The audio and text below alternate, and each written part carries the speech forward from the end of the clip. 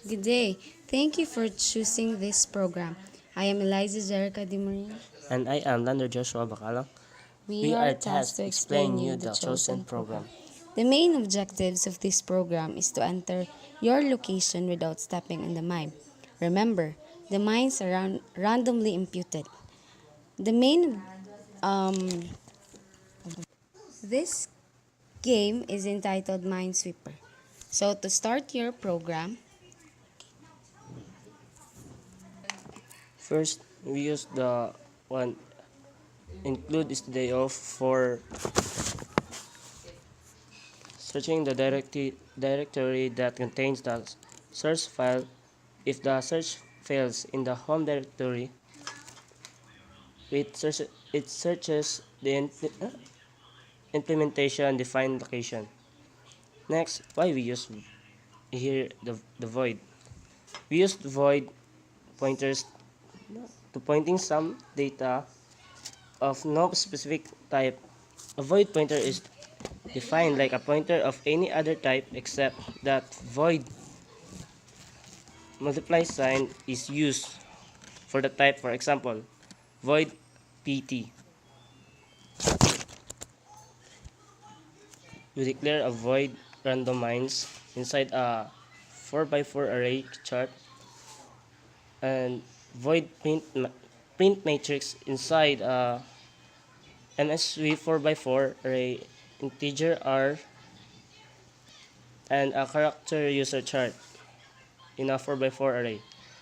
Int process inside a character minesweeper in a 4x4 array, integer r for row, integer c for column, and user chart 4x4.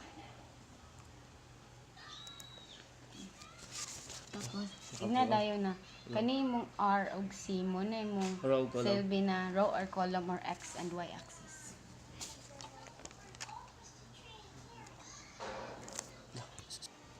Here we use the r for our reference in row and c for our column in or or for our position x and y.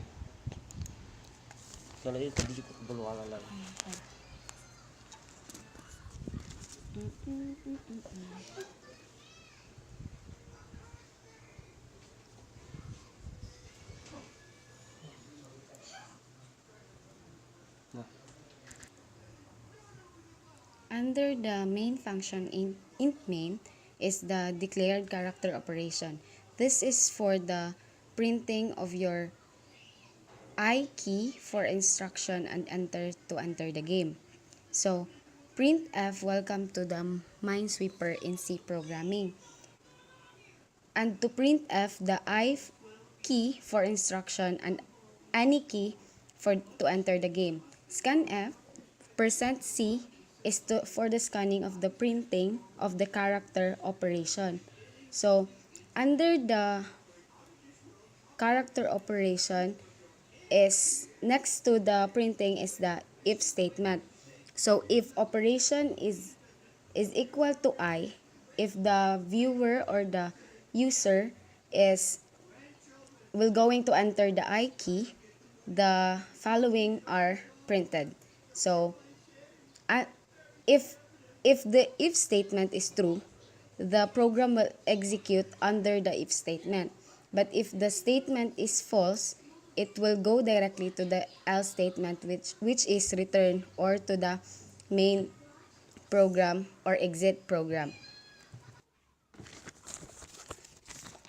For the next function, when the user enter the game, the program commands the user to enter the x and y, then enter the x and y as the location where only the numbers from 1 to 3. So in this function, the I is equals to process msweep rc when I is So in this function, I is equal to process. So when the user give the x and y axis only from numbers 1 to 3, the user will print the given location onto the user chart. So if I is the sum of the RC or your X and Y, whereas if the printed 0 or 1, it means that you are not you don't step on a that you are not stepping on a mine. 0 and 1 is partly the same as as 0 is not a mime. A while statement I is equal to 1 is is containing a printf lucky brat leave on for another step. So if the user is not stepping a mine, the following are printed. So enter next move. Again, it is only 1 to 3 since your matrix is only a 4 by 4 matrix. And if I is equal to 0, the game is over because you, the user, is stepping on a mine. In this function, we're using a nested for loop for planting 16 random mines.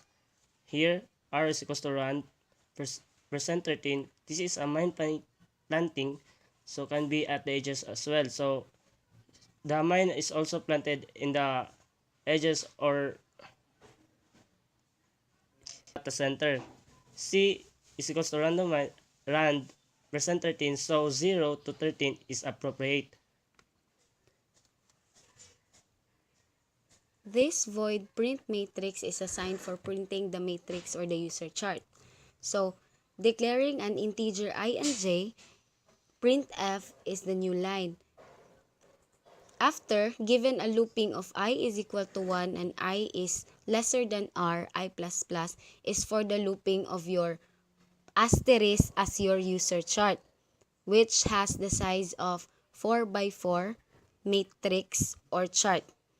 Looping, j is equal to 1, j is lesser than 4, and j++ is the printing 1 to 3 of your given I and j location. Printf percent character user chart given an array of I and j. Refer to the mine used on the Minesweeper I and j. Then printf the asterisk for your user chart and then the new line. Next is the printing for the process or the printing of the result. So, declaring an in process character Minesweeper with an array of 4 by 4, integer R or X, integer C for column or Y, and then the character user chart 4 by 4. And then the K, character C as big letter C. So, if this statement is true, the program will execute this statement inside. But the if statement is false, the program will proceed to the else condition, which is having an condition of if Minesweeper I minus 1 array j minus 1 is equal to 9 random mines b++. So it is the looping of the random mines inside the Minesweeper chart with a 4 by 4 array. Here, the C is equals to character integer 0 plus b. Here is this is to convert the int to chart. So this in this looping, so the result will be msweep array rc is equals to big letter C, whereas the big letter C is the chart, while the user chart rc is equals to C is referred to the main C is equals to main chart or main C. So this is the output of the given program. The output is instructing you to enter I for instruction and any other key to enter game. So I for instruction. And then enter your location only 1 to 3. This is your X and Y axis. The Y. So This is the user chart and the MS sweep chart. This is your location. It is on the row 1 and on the column 3. So another, enter next move, 2, 3. Your your location is on your row 2 and column 3. So the the output is looking for another next move. So 3 and 3. Game over because you stepped on a mine.